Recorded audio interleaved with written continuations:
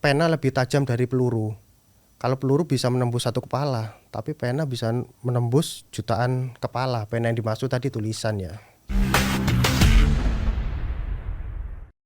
Halo sahabat Kartika Podcast TNI Angkatan Darat, salam sehat untuk kita semua ya. Hari ini saya kedatangan narasumber yang sangat inspiratif karena beliau di samping menjalankan tugas pokok sebagai TNI Angkatan Darat, tapi juga menyempatkan waktu loh untuk menerbitkan karya-karya. Selamat datang Letu CKR Rizal Mutakin. Ya, terima kasih Mbak Rima. Bagaimana kabarnya Pak? Alhamdulillah kabar baik, luar biasa. Alhamdulillah luar biasa. Nah kebetulan tadi kesini perjalanan gimana Pak? Deket ya? Alhamdulillah lancar, sekali jungkir nyampe. Kebetulan Kirain. tetangga kan. Oh iya benar. Karena kebetulan kan Bapak berdinas di Disinfolatat yang Betul. dimana kantor Bapak itu berseberangan sedikit lah sama kantor Dinas Penerangan Angkatan Darat ini. Betul. Nah Pak, sepertinya suka sekali menulis ya. Kira-kira udah berapa buku sih ini yang diterbitkan? Kayaknya banyak banget deh. Kalau buku yang sudah saya terbitkan ada 10 buku. 10. Tapi yang saya tulis pastinya lebih dari 10. Oh gitu. Karena sebelum saya terbitkan, saya pastikan tulisan-tulisan saya itu layak dikonsumsi publik. Kalau untuk menulis itu kan menurut saya butuh pemikiran dan penghayatan ya, agar pembaca itu bisa ikut dalam tulisan apa yang kita tulis gitu kan. Nah itu sendiri dalam menulis emang udah ada minat dari kecil atau gimana Pak? Jadi pada dasarnya saya suka menulis itu sejak kecil, lebih tepatnya sejak SD. Tetapi saya baru terfikirkan untuk menerbitkan karya saya dalam bentuk buku tahun 2023, tahun lalu. Jadi dalam kurun waktu 1 tahun ini saya bisa menerbitkan 10 buku. Tetapi sebenarnya 10 buku ini tidak saya tulis dalam waktu 1 tahun. Tapi kumpulan tulisan-tulisan saya sejak lama, saya kumpulkan yang serumpun, tinggal saya buatkan bab, subbab, proses editing, proses proofreading, kemudian desain layout, desain cover, baru kita ajukan penerbitan. Oh gitu. Jadi dalam setahun ini memang 10 buku bisa terbit, tapi sebenarnya sudah ada tulisan-tulisan yang sejak lama ditulis baru diterbitkan. Betul. Jadi sepertinya hebat sekali kalau dalam setahun saya bisa nulis 10 buku. Nah itu kan biasanya dalam menulis yang tadi saya bilang kan ada pemikiran, penghayatan segala macam, pasti juga butuh riset. Betul. Atau dari pengalaman pribadi. Betul. Untuk sampai bisa sebuah buku itu akhirnya diterbitkan, misalnya tidak dalam 10 buku ini waktu kurun setahun itu ya. Misalnya ada lagi yang mau Bapak terbitkan nih. Itu kira-kira berapa lama sih? Karena kan tiap buku judulnya berbeda-beda gitu. Pasti halamannya juga tidak sama kan? Kalau buku-buku yang akan saya terbitkan berasal dari tulisan-tulisan saya yang sudah ada, saya sebenarnya tidak perlu waktu lama. Tugas saya hanya mengumpulkan artikel yang sesuai, tulisan yang sesuai. Ya kurang lebih 1 bulan sudah bisa kita ajukan penerbitan. Tetapi kalau menulis dari nol, ya saya pernah baca itu Andrea Hirata menulis Laskar Pelangi, kalau nggak salah itu risetnya saja 4 tahun. 4 tahun. Itu yang saya baca sepertinya seperti itu. Benar-benar, apalagi pada akhirnya dijadikan sebuah film ya. Dijadikan sebuah film. Oke. Nah untuk dalam hal menulis ini kan kita tidak memungkiri ya Pak, kita sekarang di era yang teknologinya canggih. Semua orang rasanya ingin membaca sesuatu udah aksesnya mudah nih lewat internet ya kan. Sebenarnya apa mungkin tantangan yang dirasakan Bapak dan gimana sih cara ngadepinnya Bapak? Jadi pada dasarnya saya menulis itu karena suka, bukan karena kewajiban atau keharusan. Jadi setiap bidang yang kita geluti itu pasti ada tantangan, kita tidak bisa memungkiri itu. Tapi karena saya suka tadi, saya merasa tidak ada tantangan berarti yang mengganggu saya. Kalau dibilang tantangannya waktu, saya selalu ada waktu. Kalau tantangannya inspirasi, saya selalu ada inspirasi. Seperti contoh sekarang ini saya diundang di Kartika Podcast. Ini nanti selesai kegiatan akan saya tuliskan refleksi apa yang saya dapatkan. Udah ada langsung ya rencananya. Jadi kemungkinan tidak lama 1-2 jam akan saya tayangkan di blog pribadi saya. Oke. Kalau untuk menulis tadi kan Bapak ada selalu inspirasi seperti yang tadi Bapak bilang ya, mungkin setelah ini mau ada rencana menulis di blog. Tapi sebenarnya apakah ada target? Misalnya saya dalam kurun waktu misalnya 3 bulan sekali akan menerbitkan buku gitu. Kalau saya pribadi nggak ada target khusus ya, karena saya juga tugas utama saya juga kan militer. Jadi ya saya menulis ini murni karena hobi aja. Seperti Gitu. layaknya orang hobi main bola, hobi memancing, seperti itu. Jadi saya nggak ada target khusus. Jadi saya nggak ada target aja, setahun 10 buku yang terbit. Oke. Nah, kalau untuk membagi waktunya gimana tuh Pak? Apa memang sempatkan menulis saat istirahat atau sebelum tidur gitu? Seperti yang saya sampaikan sebelumnya, saya menulis itu karena suka, bukan karena kewajiban. Karena pada dasarnya tidak ada orang yang benar-benar sibuk. Yang ada hanyalah prioritas. Oke. Karena saya suka, jadi saya selalu ada waktu. Mengingat tugas saya sebagai seorang militer, seandainya dalam satu hari itu padat sekali kegiatan. Tidak mungkin kita dalam 24 jam itu kerja terus. Minimal ada isoma, ada istirahat sore, kemudian ada istirahat malam. Walaupun 10 sampai 15 menit, saya selalu sempat untuk menulis.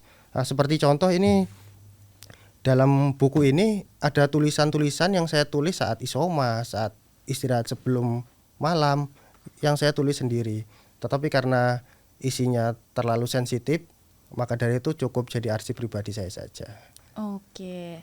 Nah, kalau untuk waktunya kan yang tadi seperti Bapak bilang selalu ada waktu ya. Iya. Mungkin karena setiap ada muncul inspirasi langsung tulis. Muncul inspirasi langsung tulis. Nah, ada nggak trik atau tips yang mungkin bisa di-sharing ke teman-teman sekalian, gimana caranya biar kita nih mungkin bisa suka untuk menulis, mulai suka atau dengan membaca bukunya langsung? Jadi pada dasarnya tidak ada tips dan trik khusus ya. Yang utama adalah kita harus suka dulu. Ketika kita sudah suka pada suatu bidang, jangankan cuman meluangkan waktu, kita keluar biaya pun akan kita laksanakan. Kemudian pimpinan kita, Kepala Staf Angkatan Darat Jenderal TNI Maruli Simanjuntak saat Sertijab dan Seskoat, beliau menegaskan bahwa lulusan Seskoat harus menguasai public speaking dan mampu membuat tulisan yang berkualitas. Walaupun saya belum pernah menempuh pendidikan Seskoat, tapi pernyataan pimpinan kita tersebut membuat saya jadi makin semangat untuk menggeluti hobi saya ini. Kemudian pernyataan seorang maestro sastra Indonesia, Pramudia Anantatur, beliau menyampaikan, orang boleh pandai setinggi langit, tapi selama dia tidak menulis, dia akan hilang dari masyarakat dan dari sejarah. Menulis adalah bekerja untuk keabadian. Betul. Karena dengan itu kita akan terkenang oleh karya ya, walaupun kita sudah tiada. Betul. Sekarang dari kita aja berapa banyak yang tahu siapa kakek dari kakek kita. Kebanyakan dari kita udah tidak tahu siapa kakek dari kakek kita. Silsilah sejarahnya itu. Ya, kalau nggak ditulis kita nggak tahu kan, nggak bisa mengulas itu lagi. Tapi ketika kita menulis, ketika saya menulis, generasi keberapa pun akan bisa berkomunikasi dengan saya walaupun saya udah mati nanti. Karena semua orang akan mati kecuali karyanya. Betul. Jadi cara paling mudah untuk berkomunikasi dengan leluhur kita ya baca bukunya. Gimana kita bisa komunikasi dengan Bung Karno, sedangkan Bung Karno sudah tidak dalam susunan jasad bersama kita. Baca buku Bung Karno, kita akan tahu pemikiran-pemikiran beliau, perasaan beliau saat itu. Kemudian ketika ada masalah, apa tindakan yang diambil oleh Bung Karno, seperti itu contohnya. Baik, jadi kesimpulannya menulis itu adalah perantara kita untuk berbicara dengan orang yang kita tidak temui. Betul nggak Pak? Ya itu salah satunya, seperti itu. Nah, kalau dilihat dari berbagai buku yang Bapak bawa ini, mana sih yang paling menarik yang memotivasi Bapak untuk saya harus menerbitkan buku ini? Ini ada buku pertama saya, judulnya Anak IT Juga Bisa Jadi Tentara. Jadi pada dasarnya anak IT yang berkarir di militer sebenarnya sudah banyak. Tetapi saya lihat belum ada yang mengabadikan kisahnya. Maka dari itu saya termotivasi untuk mengabadikan kisah hidup saya melalui buku, yaitu Anak IT Juga Bisa Jadi Tentara. Dalam buku ini saya juga ingin menginformasikan kepada seluruh anak IT di Indonesia bahwa negara membutuhkan kalian. Mari membangun negara dengan bergabung di TNI. Jadi para jagoan-jagoan IT di luar sana ada karir yang menjanjikan di TNI seperti itu. Karena di luar sana masih banyak yang belum tahu kok lulusan IT bisa masuk tentara seperti itu. Padahal peluangnya banyak ya untuk orang IT itu masuk ke dunia manapun, apalagi militer, pasti sangat dibutuhkan. Kemudian ada buku kedua saya nih, judulnya Saya Bukan Keluarga TNI, Saya Tidak Punya Uang, Apa Bisa Lolos Jadi TNI. Ini pengalaman pribadi saya. Jadi saya sampaikan di buku ini bahwa masuk TNI itu gratis, tidak ada pungutan sedikit pun. Ketika ada yang minta uang mengatasnamakan TNI, itu pasti bohong.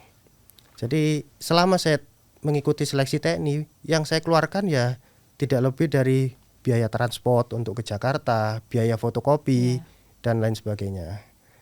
Jadi Bapak ini bukan dari keluarga TNI ya? Bukan. Berarti kan gelarnya Eskom, berarti Eskom. sebelumnya kuliah dulu, lulus, setelah itu daftar ke Sepapeka? Betul, jadi kalau saya masuk jurusan teknik informatika itu karena memang saya dari kecil sudah biasa diajak ke lab komputer oleh almarhum abah saya. Kebetulan beliau juga ngajar komputer tahun 90-an saat itu. Nah, tetapi kalau untuk berkarir di TNI, memang saya baru pertama di keluarga besar. Oh, berarti pencetus ya?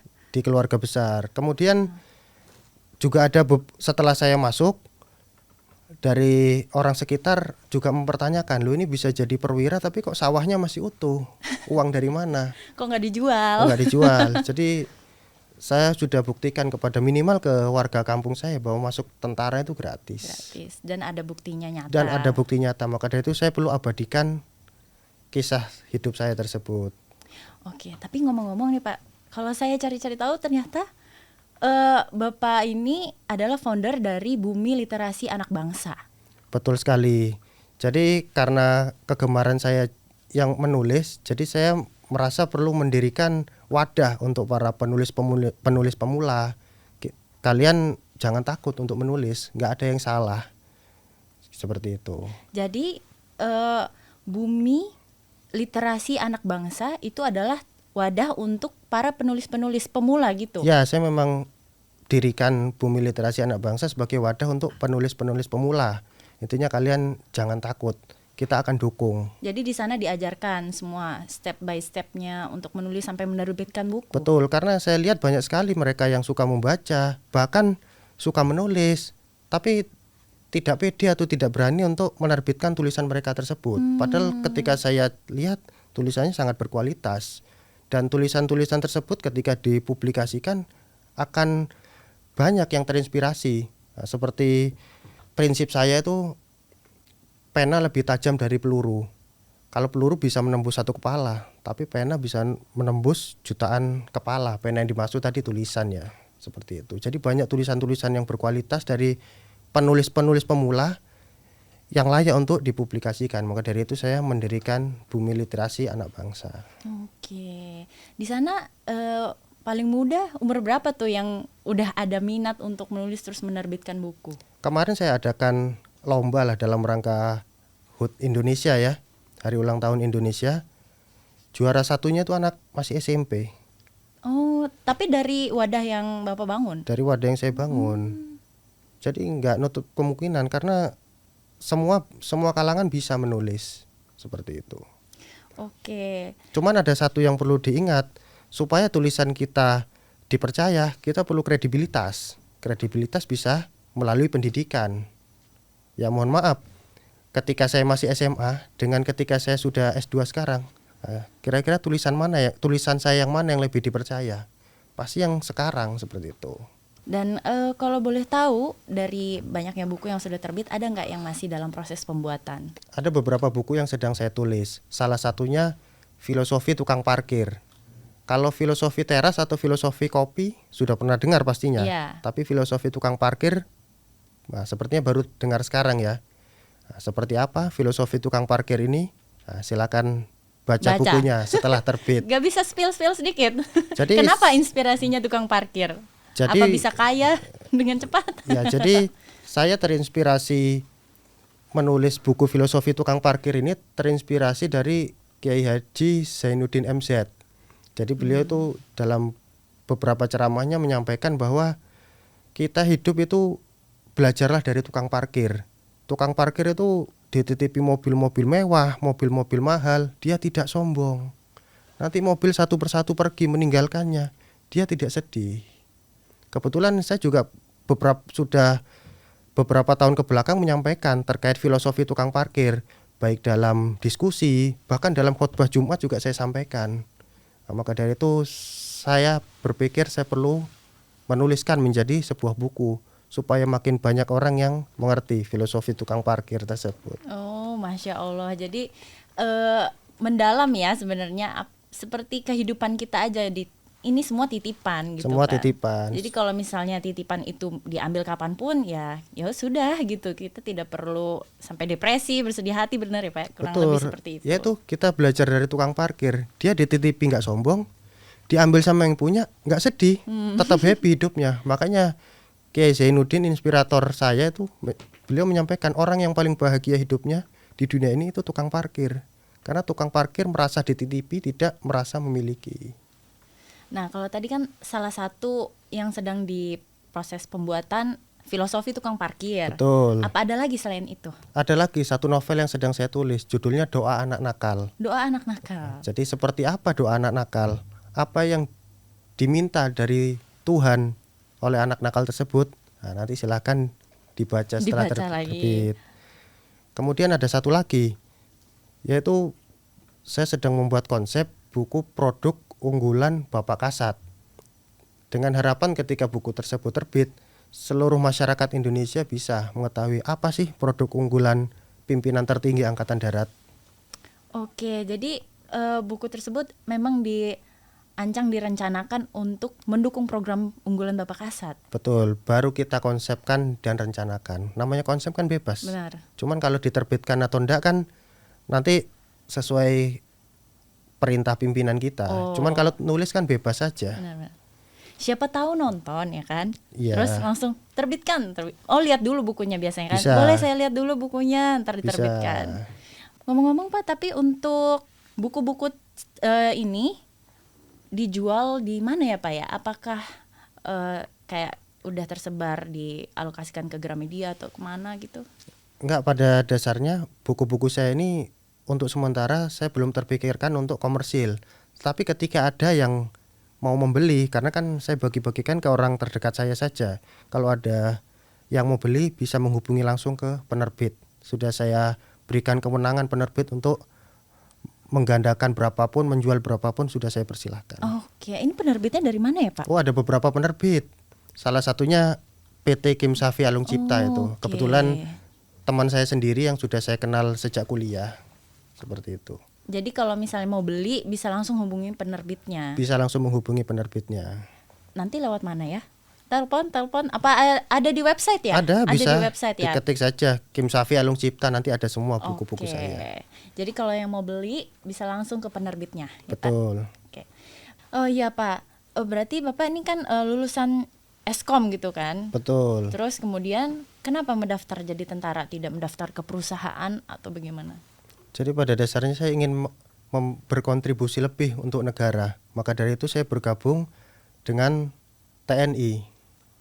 Karena pada saat hackathon Kartika Eka Paksi Cipta Yuda tahun 2016, Kasat saat itu Jenderal TNI Mulyono menyampaikan,